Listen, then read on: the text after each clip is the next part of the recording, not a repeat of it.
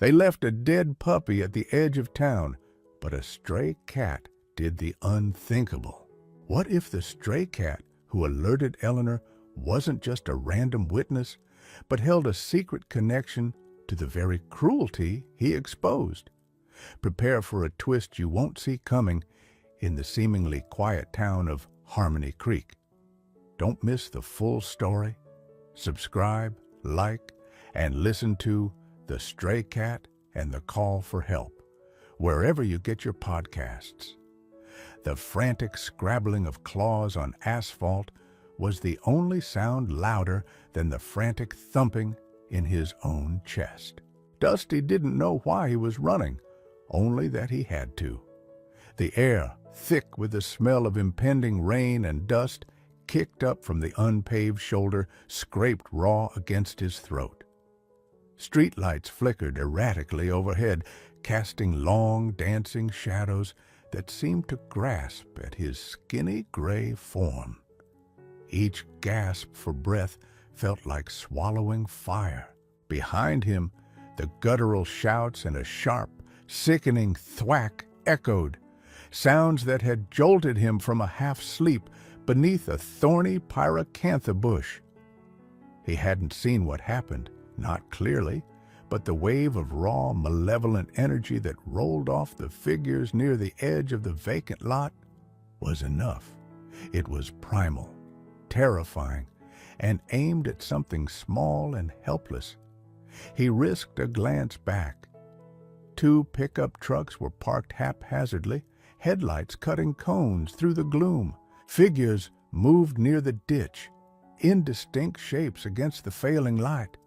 Another sound, a choked whimper, barely audible over the distance, and his own ragged breathing sliced through the air.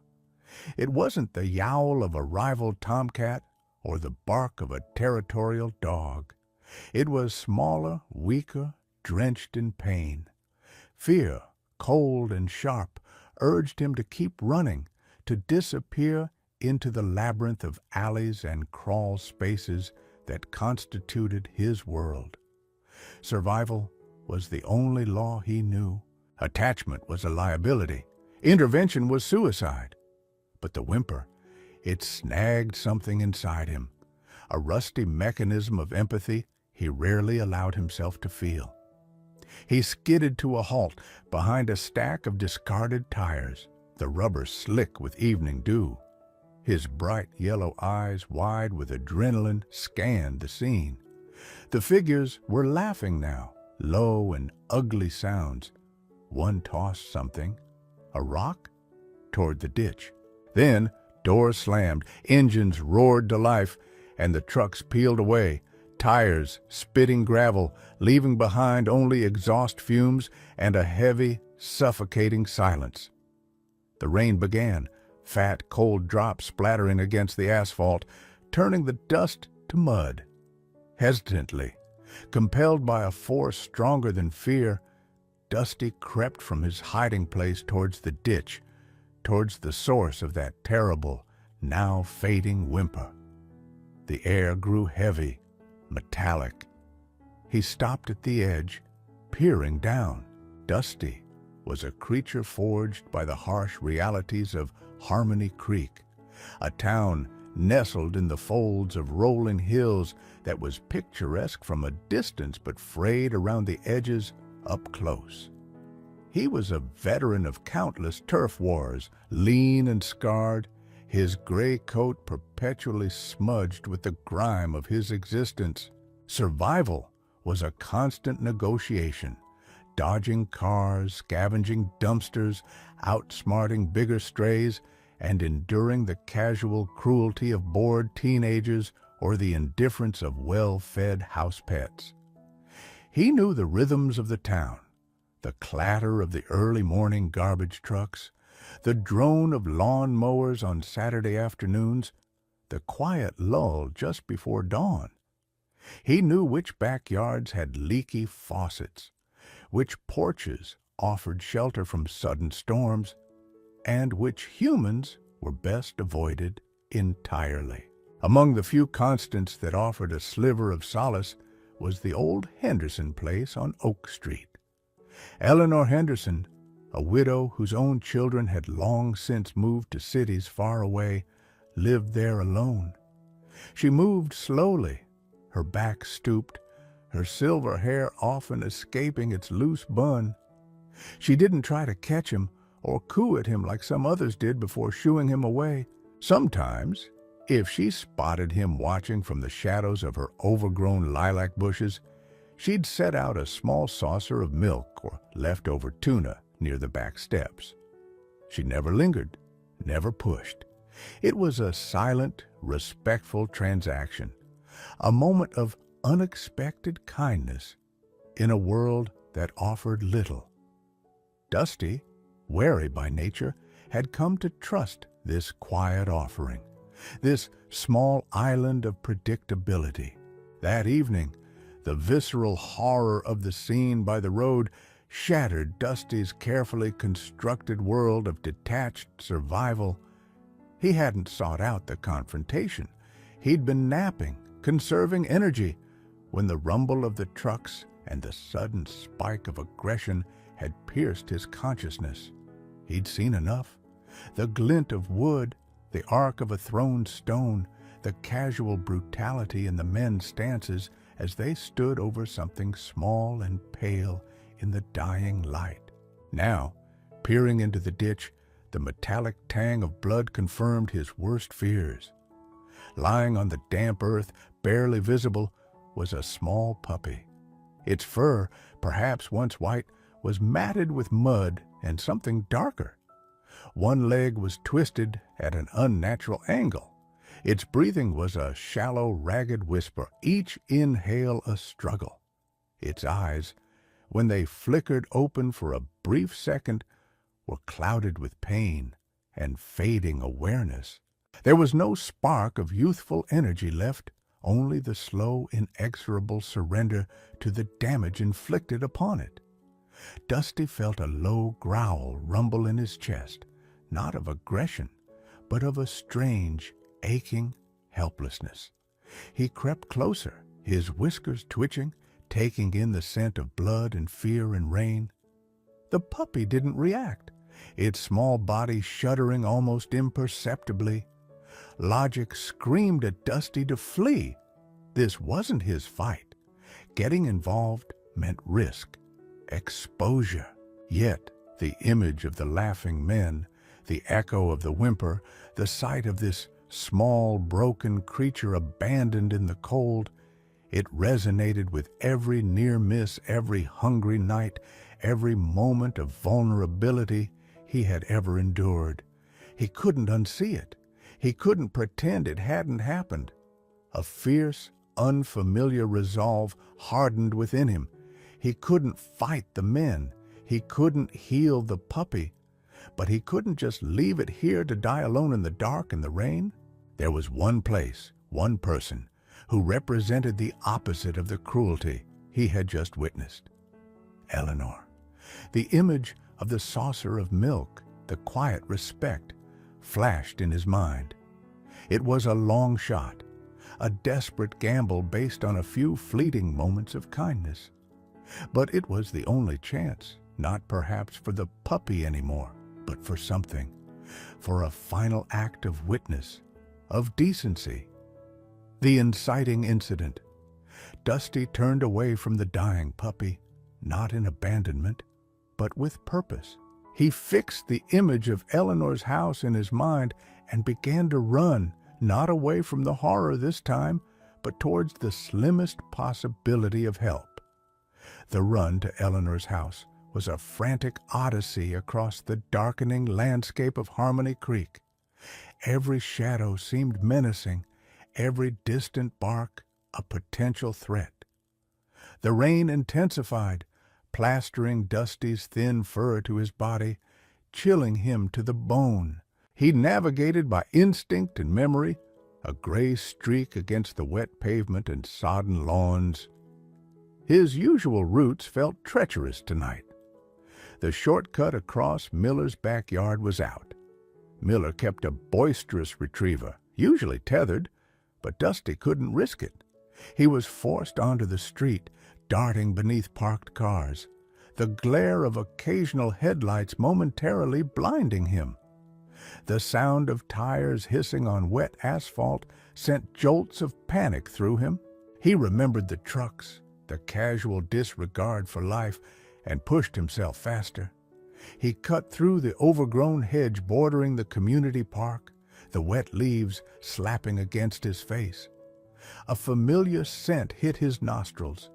Jasper, a burly ginger tomcat who claimed the park benches as his domain.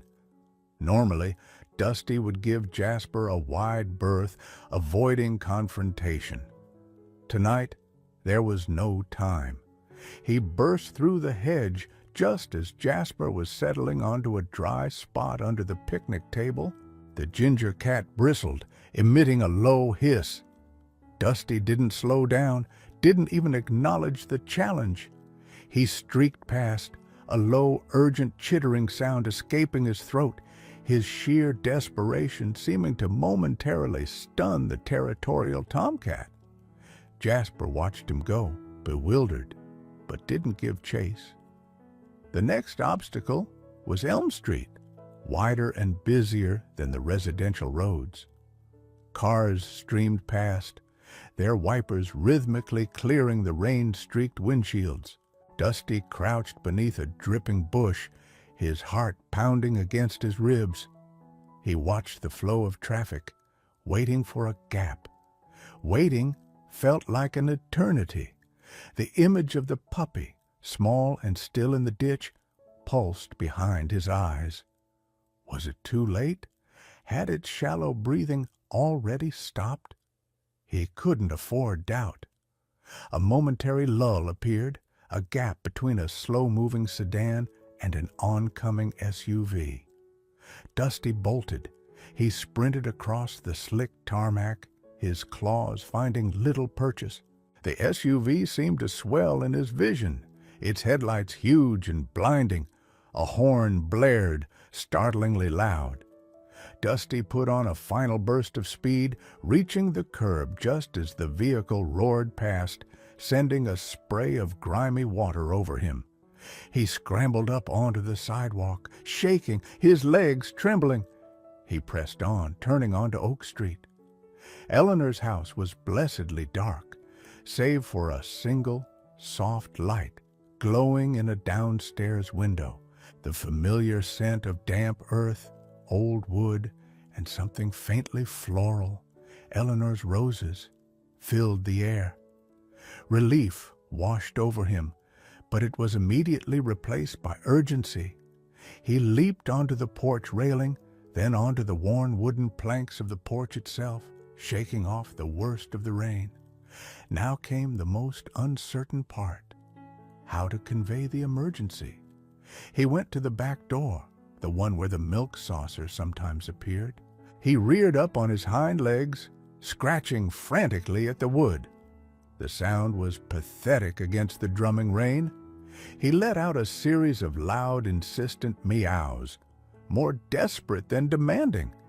He paced back and forth, scratching again, then yowling, hoping the sheer abnormality of his behavior would penetrate the quiet solitude within. Minutes stretched, each one amplifying his fear that he was too late, or that she wouldn't hear, or wouldn't understand. He scratched harder, his claws snagging on the paint, the yowls becoming sharper, tinged with panic. "Please, Eleanor, please hear me." Finally, a light flicked on inside, illuminating the kitchen window. Footsteps shuffled closer. The deadbolt turned with a heavy click. The door creaked open a few inches, revealing Eleanor Henderson, wrapped in a faded chenille robe, her face etched with concern and confusion. "Dusty, what on earth?" she began, peering out into the wet darkness, her eyes focused on the drenched, frantic cat at her doorstep. She saw the wildness in his yellow eyes, the frantic energy in his posture. This wasn't the cautious, watchful stray she occasionally fed. This was different. This was an alarm. "Goodness gracious, you're soaked to the bone," Eleanor murmured, instinctively reaching to open the door wider, perhaps to offer shelter. But Dusty didn't dart inside.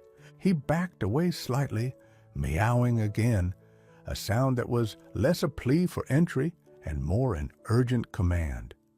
He turned, ran a few steps toward the edge of the porch, and looked back, his eyes locking with hers. Then he repeated the action, a clear, desperate invitation to follow. Eleanor hesitated. She wasn't accustomed to midnight excursions, especially not in the pouring rain at the behest of a stray cat. Common sense told her to go back inside, dry off the persistent animal if he'd come in, and forget about it. But the look in Dusty's eyes, it held a weight, an intelligence, a raw urgency that transcended simple animal need. It spoke of something witnessed, something terrible.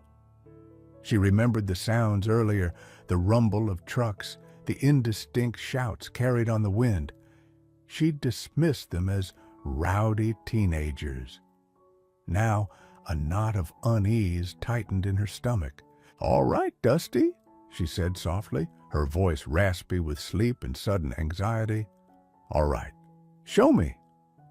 Pulling her robe tighter, she grabbed a heavy flashlight from the hook by the door and stepped out into the rain, pulling the door shut behind her. The cold air hit her, instantly chilling. Dusty immediately turned and trotted purposefully toward the street, looking back every few yards to ensure she was following. The journey back was slower, more deliberate. Eleanor, flashlight beam cutting a shaky path through the deluge, followed the small gray cat. Dusty led her off Oak Street, back towards the edge of town, retracing the path he had run in desperation. The rain showed no sign of letting up, turning the ground slick and treacherous under Eleanor's worn slippers. She shielded her eyes, peering into the gloom, her apprehension growing with every step. What could possibly make a feral cat act like this? Dusty finally stopped at the edge of the vacant lot, near the ditch. He let out a soft, low meow and looked pointedly down into the darkness. Eleanor approached cautiously, aiming her flashlight beam where the cat indicated. The light fell upon the small, still form. Eleanor gasped, her hand flying to her mouth. The puppy lay exactly as Dusty had left it, perhaps even stiller. The rain had washed some of the mud away, revealing the pale fur beneath, stark against the dark, wet earth. Its tiny chest was completely motionless. Even from a few feet away, Eleanor could see the unnatural angle of its leg, the dark stain spreading beneath it. Hope, frail as it might have been, died instantly. The puppy was gone. A wave of nausea and profound sadness washed over Eleanor. She stumbled forward and knelt carefully in the mud beside the ditch, oblivious to the cold and wet seeping into her robe. The beam of her flashlight illuminated the small, brutalized body. Tears welled in her eyes, hot and stinging, mingling with the cold rain on her cheeks. "Oh, you poor, poor little thing," she whispered, her voice choked with emotion. She reached out a trembling hand, gently stroking the wet fur. It was already cool to the touch. "I'm so sorry. So sorry we didn't get here sooner." Dusty sat beside her, a silent, sodden sentinel. He didn't meow or nudge her, simply watched her with those intense yellow eyes, a strange, shared grief settling between them in the downpour. He had done what he could. He had brought witness. After a long moment, a different emotion began to stir beneath Eleanor's sorrow, a cold, hard anger. Anger at the cruelty, the senseless violence that could inflict this upon a defenseless creature. Anger at the indifference of a world where such things could happen on the edge of her quiet town. She looked at the puppy, then at Dusty, the unlikely messenger who had refused to let this horror pass unseen. In that moment, something shifted within her. It wasn't just grief anymore, it was resolve. This couldn't happen again, not if she could help it. The turning point.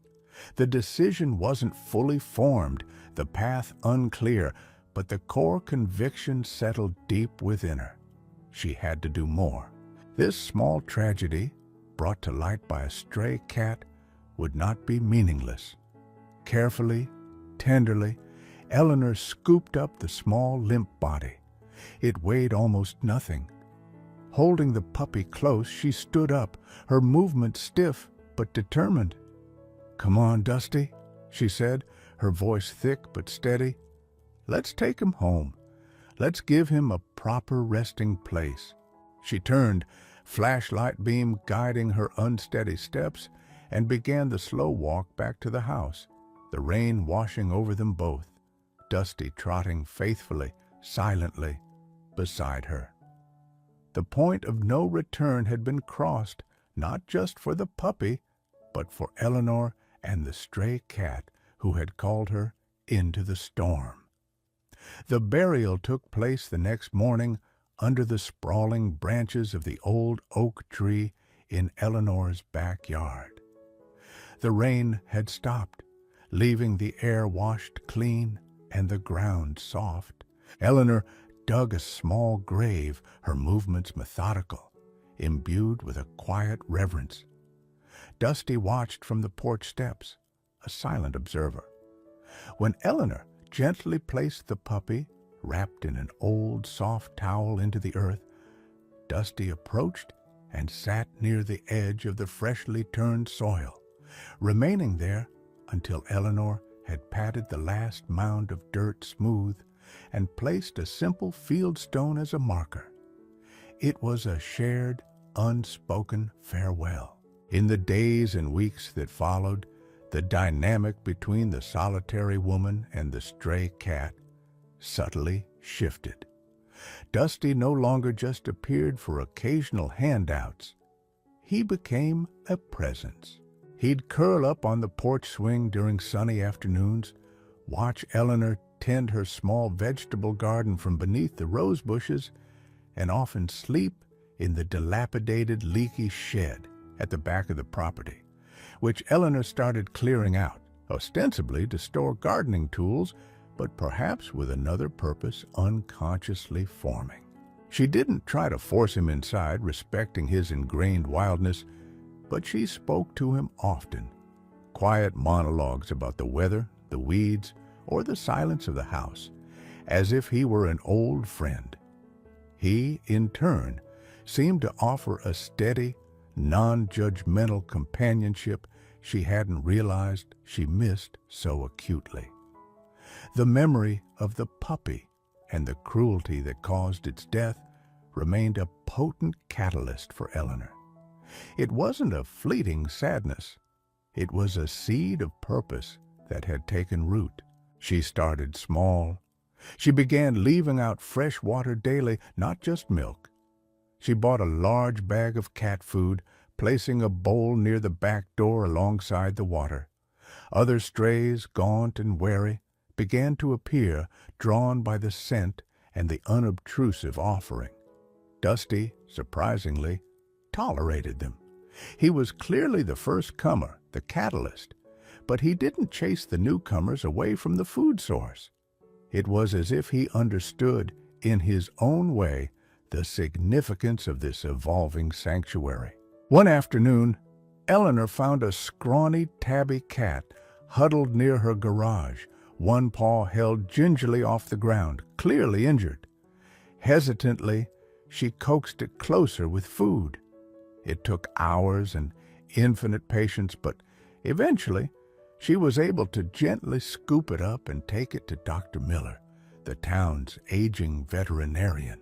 The bill was more than she'd anticipated, stretching her modest pension, but as she nursed the tabby, whom she named Finn, back to health in a makeshift pen in the shed, now patched against leaks, the expense felt insignificant compared to the quiet satisfaction of helping. Dusty watched the proceedings with detached curiosity, occasionally sniffing at the pen before retreating to his preferred spot on the porch. News of the cat lady on Oak Street began to circulate quietly through Harmony Creek. Some neighbors were understanding, even appreciative. Others were less charitable. Mr. Harrison next door complained about the nuisance animals attracting flies and potentially lowering property values. He left pointed notes on her mailbox.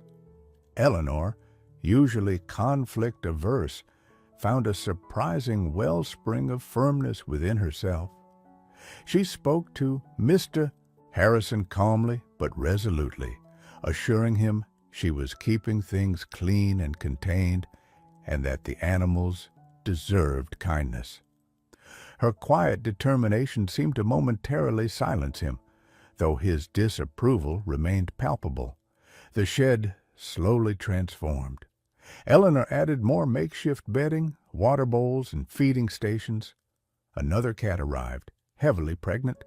Then someone anonymously left a cardboard box on her porch containing 3 bewildered kittens. Each arrival stretched Eleanor's resources, time, money, emotional energy.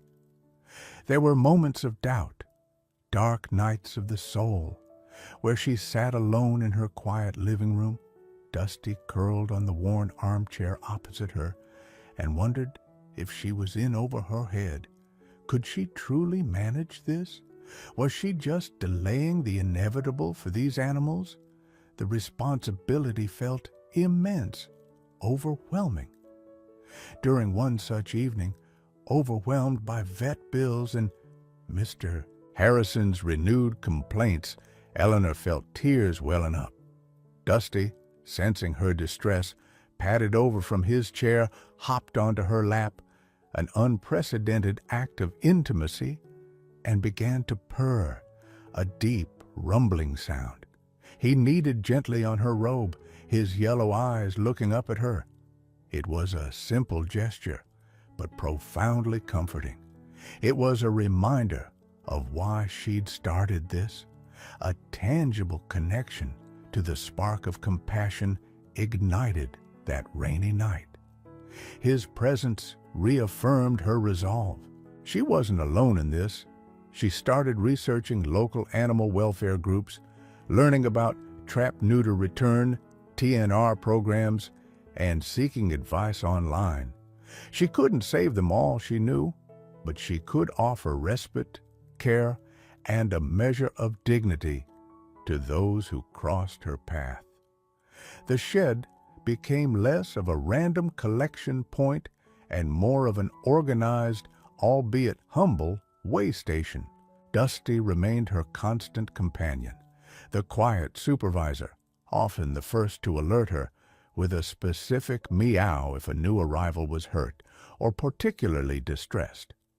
He was the thread connecting the past tragedy to the present effort, the unsung hero whose call for help had inadvertently started it all, building toward something bigger than either of them could have initially imagined. The final confrontation wouldn't be with fists or anger, but with the growing weight of responsibility and the question of sustainability. The breaking point arrived during an unseasonably cold snap in late autumn. A frantic knocking on Eleanor's front door late one evening startled both her and Dusty, who shot up from his nap on the hearth rug.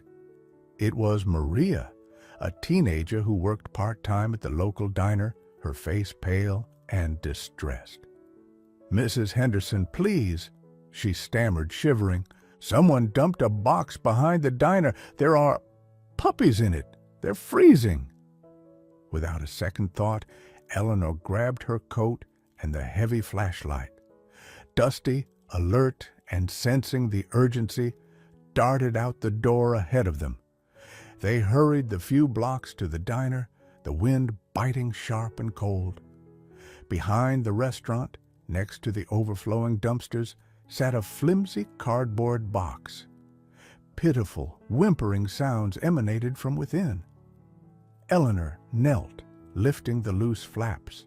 Inside, huddled together for warmth on a bed of greasy paper towels, were 4 tiny puppies, shivering violently. They couldn't have been more than a few weeks old, their eyes barely open. One was frighteningly still. Anger warred with immediate concern. "Okay, Maria, help me," Eleanor commanded, her voice steady despite the tremor in her hands. Carefully, they lifted the puppies, tucking them inside Eleanor's coat for warmth. Dusty circled the box, sniffing intently, then looked up at Eleanor with an intense, questioning gaze. As they turned to leave, Mr. Harrison emerged from his house across the street, drawn by the commotion. "More strays, Eleanor?" he called out, his voice laced with disapproval. "Really? When is this going to stop? This isn't a zoo." This time, Eleanor didn't just offer quiet reassurance. She turned, clutching the whimpering puppies, her eyes flashing in the dim light. "It stops when people stop being cruel, George," she said, her voice ringing with conviction. "It stops when people stop abandoning helpless animals like trash. Until then, I won't stop." Maria watched, wide-eyed. Even Dusty seemed to stand taller beside Eleanor. Mr. Harrison, taken aback by her vehemence, mumbled something incoherent and retreated back inside. It wasn't a physical confrontation, but a moral one. Eleanor, spurred by the immediate crisis and fortified by months of quiet dedication, had publicly claimed her stance, refusing to be shamed or deterred. Carrying the precious, fragile lives, she, Maria, and Dusty hurried back towards the warmth and relative safety of the house, the central question of her commitment answered not with words, but with action. The sanctuary, born from tragedy, was truly open. Back in the warmth of Eleanor's kitchen, they worked quickly. Maria helped Eleanor gently clean the puppies and wrap them in warm towels, placing them in a box lined with blankets near the old radiator. They used an eyedropper to feed them warmed milk replacer. Tragically, the smallest, stillest puppy didn't make it through the night, a harsh reminder of the fragility of life and the cruelty they fought against. But the other 3, under Eleanor's dedicated care, began to stabilize, their whimpers softening into sleepy snuffles. The incident with the puppies and Eleanor's firm response to Mr. Harrison seemed to mark a subtle shift in the neighborhood's perception. Maria, deeply affected, started volunteering after school, helping clean and feed the growing number of feline residents in the now quite organized shed sanctuary. Another neighbor quietly dropped off a bag of high-quality pet food on the porch. Someone else offered old blankets. Dr. Miller, the vet, began giving Eleanor a small discount on services, acknowledging her tireless efforts. It wasn't universal acceptance, but it was a start. Quiet acknowledgments that what Eleanor was doing mattered. The Henderson place was no longer just a quiet house belonging to a lonely widow. It hummed with a different kind of life. The shed, now insulated and weatherproofed, housed several cats awaiting vetting or adoption, while a few permanent residents deemed unadoptable due to age or temperament had the run of the secure backyard. Eleanor established connections with a regional rescue group, finding homes for the adoptable animals, including the 3 surviving puppies, once they were strong enough. Her life had found a new, demanding, but deeply rewarding rhythm. Dusty remained the quiet patriarch of the sanctuary. He never became a cuddly house cat in the traditional sense, still valuing his independence, but his bond with Eleanor was undeniable. He spent his days observing the goings-on, occasionally mediating a feline squabble with a calm stare, and always seeking out Eleanor for quiet companionship in the evenings. He was proof that compassion could bloom in the unlikeliest of hearts, a living testament to the change one small act, one call for help, could initiate. Tonight, like many nights, Eleanor sat in her worn armchair, a book open but unread on her lap. The moonlight streamed through the window, illuminating the sleeping forms of a couple of kittens in a basket nearby.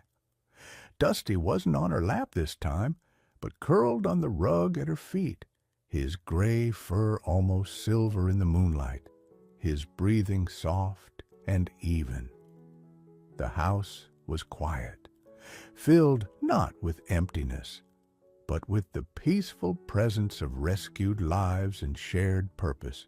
It was a new normal, born from a dark night and a stray cat's unexpected empathy, a quiet testament to resilience and the enduring power of kindness radiating outward from the house on Oak Street.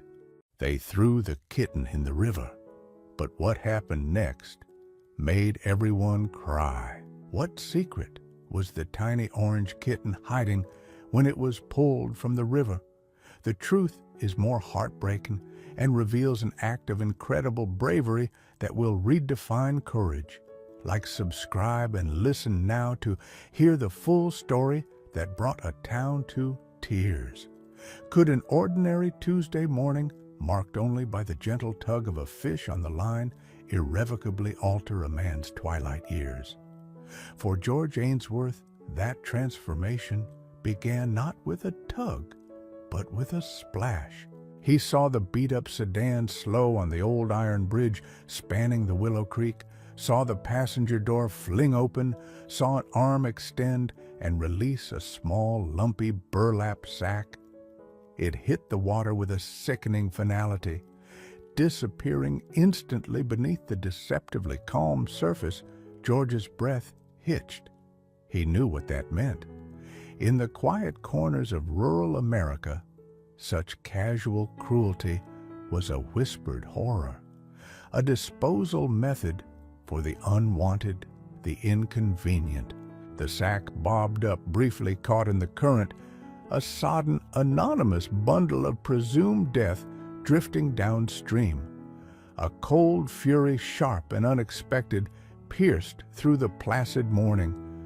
Before conscious thought could fully form, before his 72-year-old knees could lodge their usual protest, George was moving. He dropped his fishing rod, the reel clattering against the smooth river stones.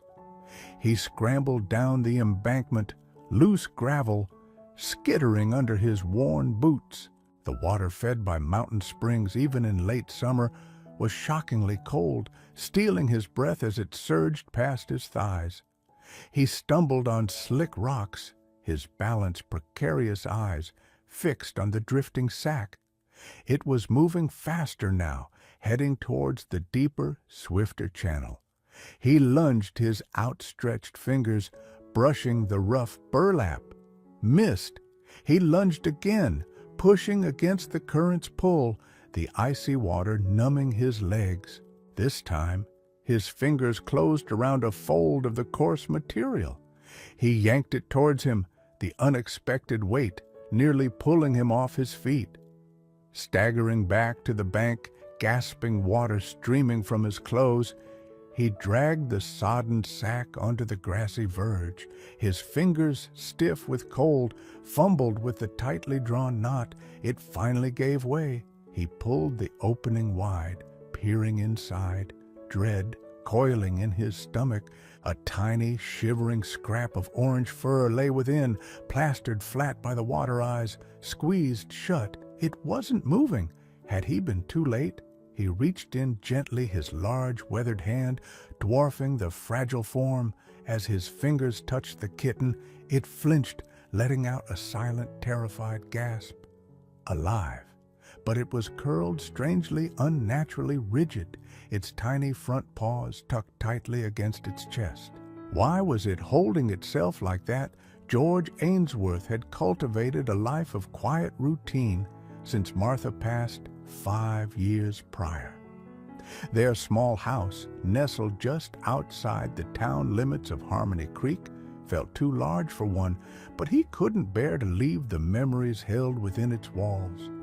His days were measured by the sun coffee on the porch, tending the small vegetable patch Martha had loved, afternoons spent by the Willow Creek, with his fishing rod more for the peace than the catch.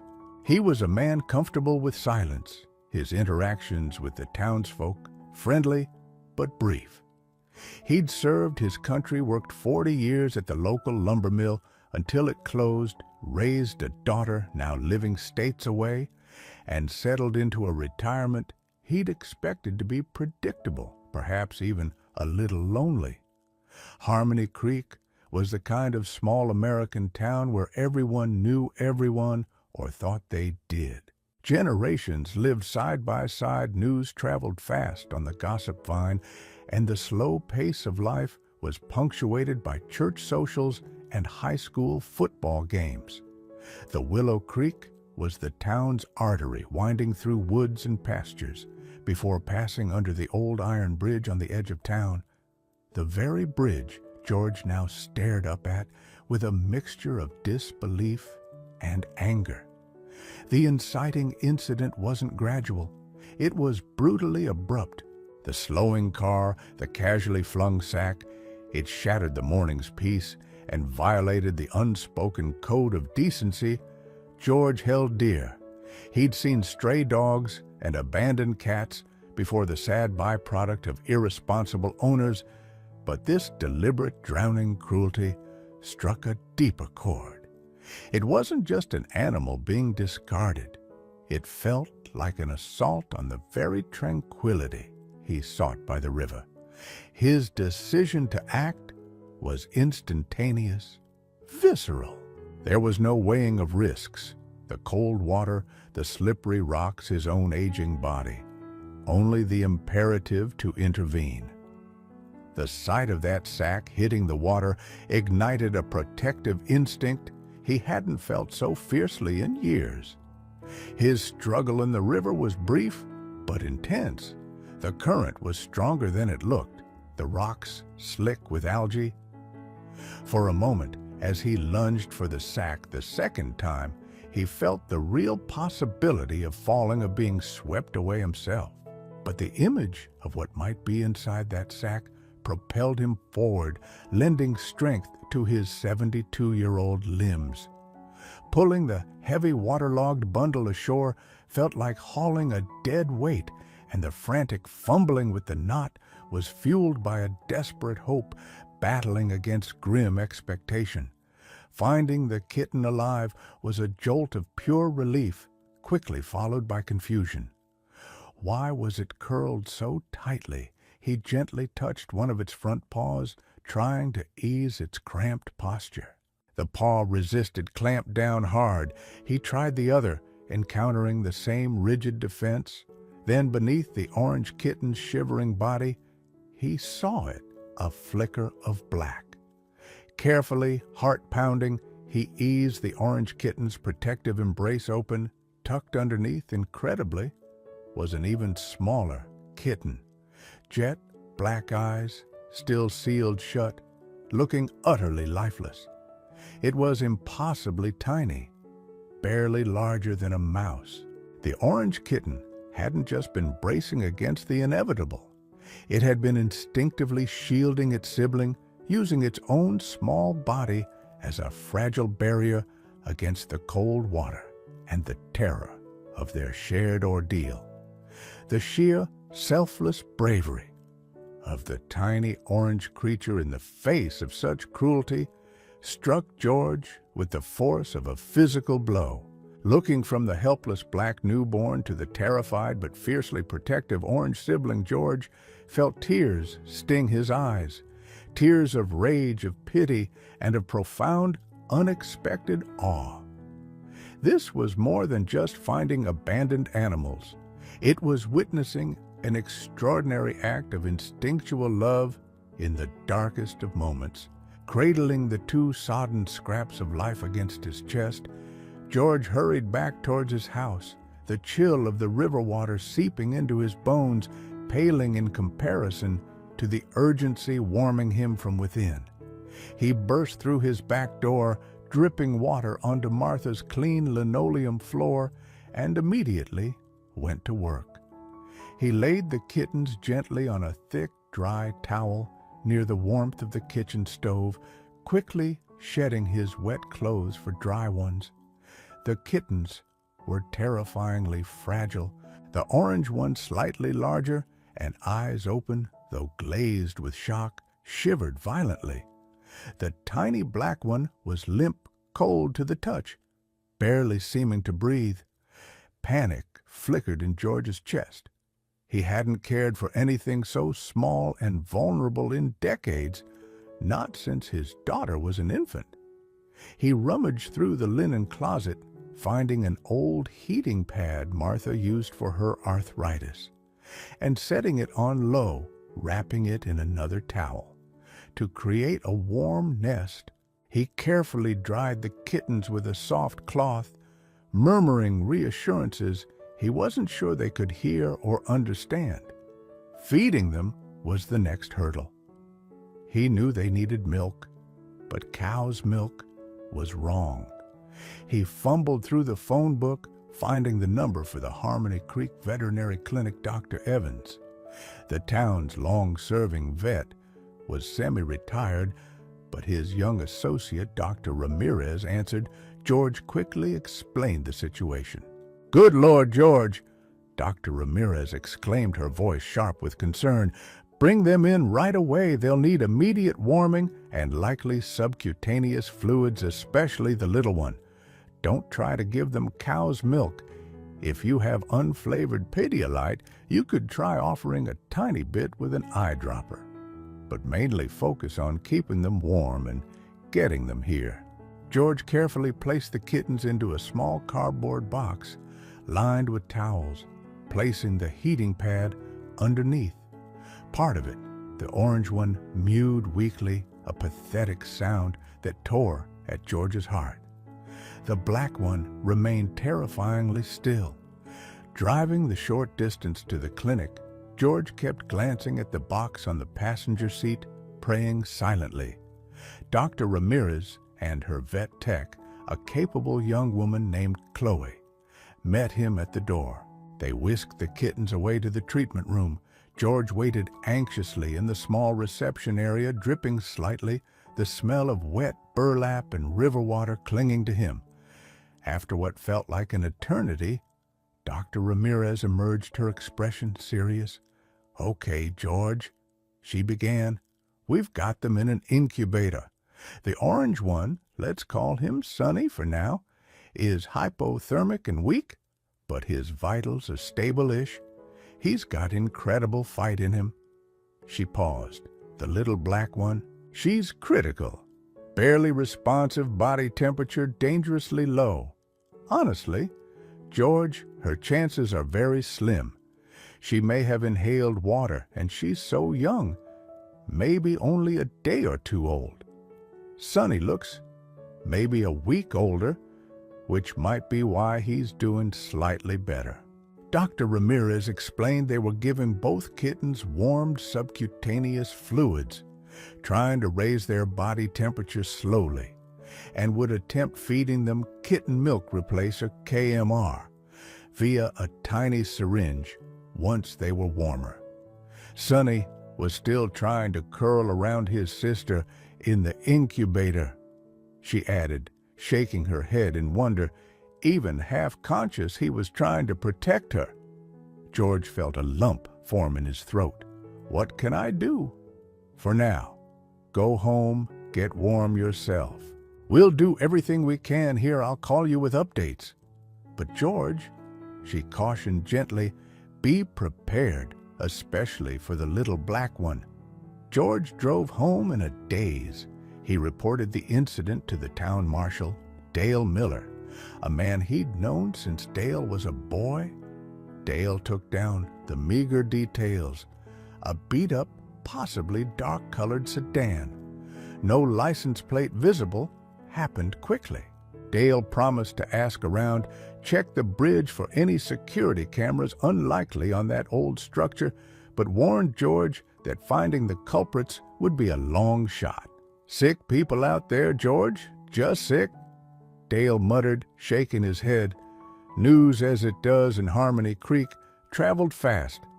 Martha, the operator of the town diner and Dale's sister, overheard George talking to the marshal when he stopped in for coffee.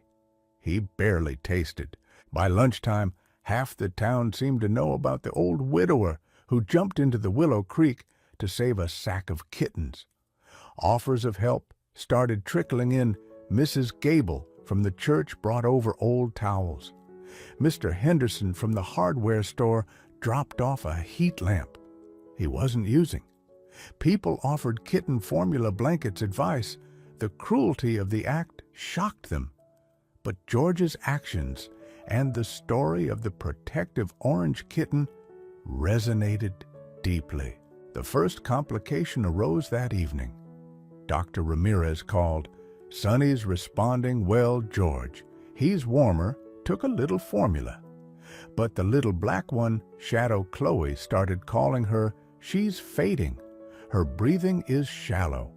I don't think she's going to make it through the night. George's heart sank.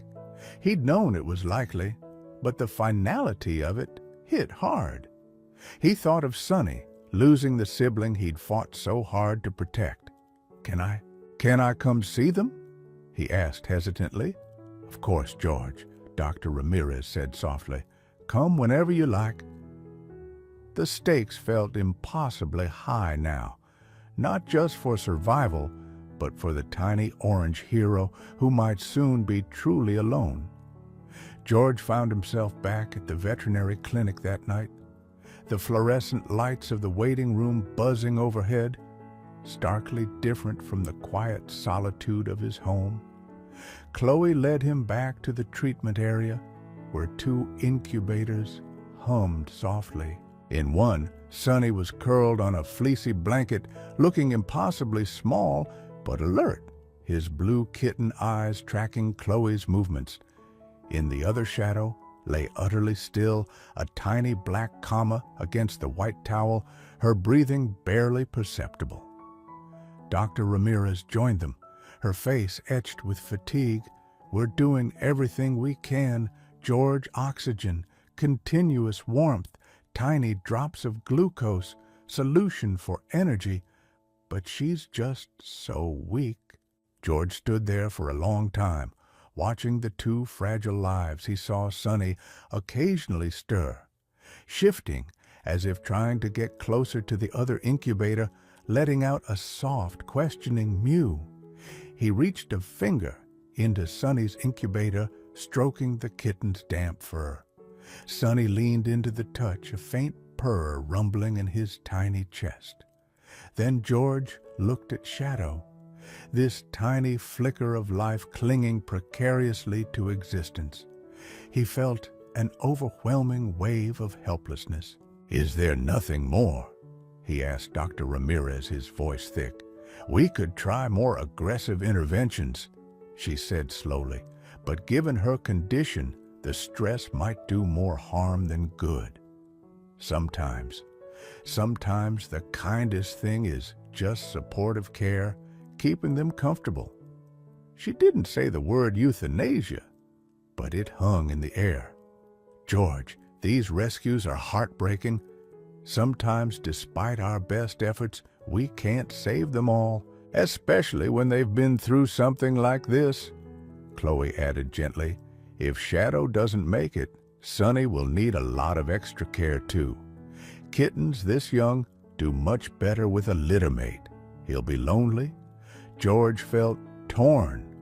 Part of him The pragmatic part, shaped by years of dealing with life's hard knocks, understood what they were saying. Shadow's chances were minuscule. Continuing aggressive care might just prolong suffering. Perhaps letting nature take its course, focusing resources on Sunny, was the sensible thing. He thought about the cost, too. Emergency overnight care wasn't cheap.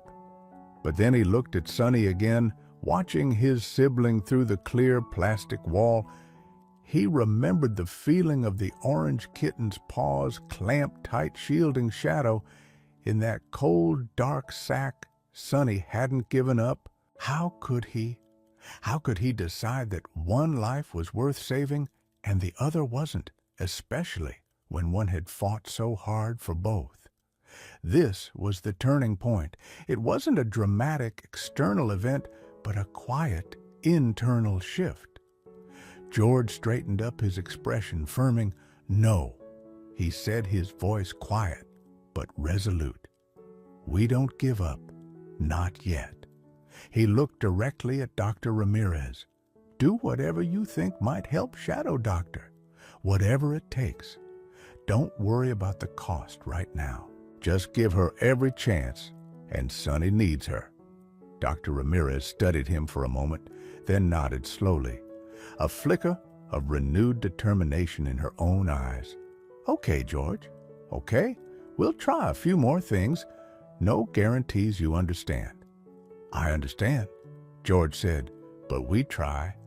He stayed at the clinic for another hour, watching as Dr. Ramirez and Chloe administered more fluids, adjusted the oxygen, and tried to coax a drop of high-calorie paste onto Shadow's tongue. There was no immediate change, but George felt a sense of rightness in his decision. He had stepped over a line. He wasn't just the rescuer anymore. He was their advocate, their champion, responsible for fighting for them as fiercely as Sunny had fought in that sack. Before leaving, he spoke to Sunny through the incubator wall. "You hang in there, little fella," he whispered, "and you tell your sister to hang in there too. You hear me?" Sunny blinked his blue eyes, letting out another soft mew. Driving home under a sky full of stars, George felt exhausted but strangely energized. He had made a commitment, a profound one. He didn't know if Shadow would survive the night, didn't know how he'd pay the mounting vet bills, didn't know if he was truly capable of caring for such fragile creatures long term, but he knew he wouldn't back down. He had chosen hope over pragmatism, compassion over resignation. He was fully invested now, ready to face whatever came next for both of them. The quiet solitude of his life had been replaced by the loud, demanding, terrifying, and utterly compelling presence of two tiny lives depending entirely on him. Miraculously, Shadow survived the night, and the next, it was touch and go for days. A roller coaster of tiny improvements followed by terrifying setbacks. Dr. Ramirez and Chloe were relentless, adjusting treatments, monitoring constantly. George became a fixture at the clinic, arriving early, staying late, learning how to handle the kittens, how to administer medication with an eyedropper, how to recognize subtle signs of distress or improvement. He brought Sunny home, first setting him up in the warm nest in the dining room. The orange kitten, though still small, was growing stronger. Daily, his purr surprisingly loud, his appetite improving. But he seemed lost, without his sibling pacing the confines of his box. Mewing plaintively, George spent hours talking to him, letting him snuggle inside his shirt for warmth and comfort. Shadow remained at the clinic, needing constant care in the incubator. She finally opened her eyes, dark, slightly unfocused orbs, but remained worryingly lethargic. She developed a respiratory infection, a common and often fatal issue for kittens who have aspirated water or been severely chilled. The cost of antibiotics and continued oxygen therapy added significantly to the already daunting vet bill. George started making difficult choices. He sold his small fishing boat, the one he'd shared countless quiet hours on with Martha. It fetched less than he'd hoped, but it covered the latest vet invoice. He canceled his annual trip to visit his daughter and grandchildren, explaining the situation. His daughter, though initially concerned about his finances and emotional investment, understood his commitment. "Dad," she said softly over the phone, "Mom would be proud of you." The community of Harmony Creek continued to rally in small but meaningful ways. The diner started a kitten fund jar on the counter. Kids drew pictures of Sunny and Shadow, taping them to the clinic window. Mrs. Gable organized a towel and blanket drive. Someone anonymously paid for a week's worth of the expensive kitten milk replacer. George, a man who rarely asked for help, found himself awkwardly but gratefully accepting the kindness of his neighbors. It wasn't just about the kittens anymore. It was about the community, finding a focal point for compassion, a tangible way to push back against the casual cruelty that had started it all. Marshall Dale Miller stopped by George's house occasionally. "Still no solid leads on that car, George," he admitted gruffly. "Couple of folks thought they might have seen a dark sedan hanging around the bridge area a few times before that morning, but nothing concrete, no plates, no clear description of the driver. Could be kids joyriding, could be someone passing through hard to say." The lack of justice was frustrating, a loose end that frayed George's nerves, but his primary focus remained fixed on the kittens. Finally, after nearly 2 weeks of intensive care, Dr. Ramirez called with news George had barely dared to hope for. "George, I think Shadow might be ready to come home. She's breathing much better, starting to eat a little more consistently from the syringe, even batting weakly at Chloe's finger. She's still incredibly fragile, needs round-the-clock care, but I think being with you and Sunny might be the best medicine for her now." Bringing Shadow home was nerve-wracking. She was dwarfed by Sunny, who immediately rushed to her side, sniffing her anxiously, then curling protectively around her tiny black form. George set up a rigorous schedule, feeding every 2 hours, administering medication, keeping them warm, monitoring their breathing. Sleep became a luxury measured in stolen minutes between feedings. His house, once a bastion of quiet order, was now ruled by the demanding rhythms of neonatal kitten care. Despite the exhaustion, watching the 2 kittens together fueled George's resolve. Sunny was a devoted nursemaid, grooming Shadow, gently purring constantly when near her, alerting George with anxious mews. If Shadow seemed uncomfortable, Shadow in turn seemed to draw strength from her brother's presence, slowly becoming more active, her tiny purr occasionally joining his. Yet the fragility remained.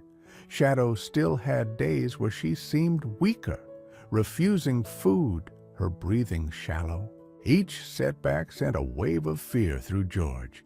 He felt the immense weight of responsibility. 2 lives depended entirely on his vigilance, his care, his willingness to keep going even when exhausted and worried sick about the next vet bill. He was pouring everything he had, his time, his money, his emotional energy, into these 2 tiny survivors. The climax wasn't going to be a single confrontation, but this ongoing high-stakes battle against the lingering effects of their traumatic start, a battle fought hour by hour, feeding by feeding, with everything hanging in the balance. The crisis came just as George allowed himself a sliver of hope. Shadow, now nearly 4 weeks old, had been steadily gaining weight. She was still small for her age, but her eyes were bright. She was attempting wobbly explorations outside the nest box, and her purr, while faint, was consistent. Sunny, a bundle of growing orange energy, rarely left her side. Then one morning, George found Shadow listless again, refusing her feeding, her tiny body feeling unnaturally cool despite the heating pad. Her breathing was rapid and shallow. Panic seized George. He bundled both kittens up and rushed them back to the clinic. Dr. Ramirez's examination confirmed his fears. "It looks like pneumonia." "George," she said gravely, listening to Shadow's lungs, "probably a secondary infection, a complication from the initial aspiration or chilling. It's serious, very serious for a kitten this size."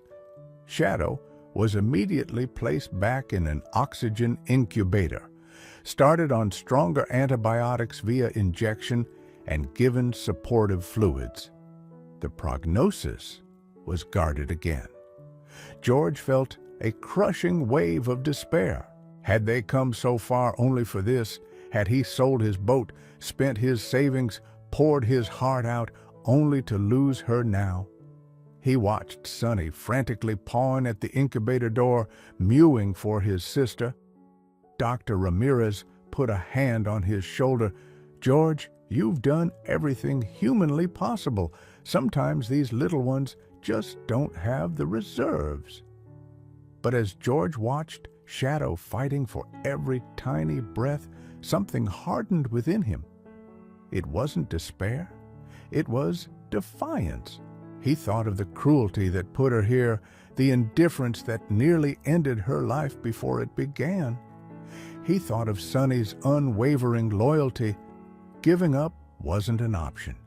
"What's the plan, Doc?" he asked, his voice low but steady. "What's the absolute best shot we can give her?"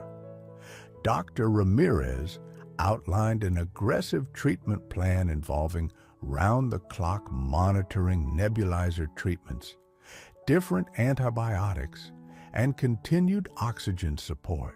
"It's intensive, expensive, and still no guarantee," she warned. "Do it," George said. Without hesitation, he spent the next 48 hours practically living at the clinic, taking brief breaks only when Chloe or Dr. Ramirez insisted. He talked constantly to Shadow through the incubator, letting Sunny visit under close supervision, hoping the bond between them could somehow will her to fight harder. He maxed out his credit card, paying the deposit for the intensive care. This was the final battle, the culmination of weeks of struggle. It wasn't about finding villains. It was about conquering the devastating consequences of their actions, about life itself hanging precariously in the balance. He poured every ounce of hope and resolve he possessed into Shadow's tiny, struggling form. Against all odds, Shadow turned a corner. After 2 days of intensive treatment, her breathing eased, her temperature stabilized, and she tentatively took a few drops of formula. The recovery was slow, requiring another week at the clinic, but this time the progress held. When George finally brought her home again, she was still fragile, but the spark in her dark eyes was undeniable. The reunion with Sunny was joyous. A flurry of purrs, gentle headbutts, and contented snuggling. The ordeal left its mark. George's savings were gone, replaced by credit card debt. But watching Sunny and Shadow wrestle playfully on his living room rug, he felt richer than he had in years. The kittens thrived under his devoted care. Sunny grew into a handsome, confident orange cat. Always watchful over his smaller sister Shadow, remained petite, a sleek black panther in miniature, quieter than Sunny, but with a surprising inner strength and deep affection for George. Their bond was extraordinary, a silent testament to their shared trauma and survival.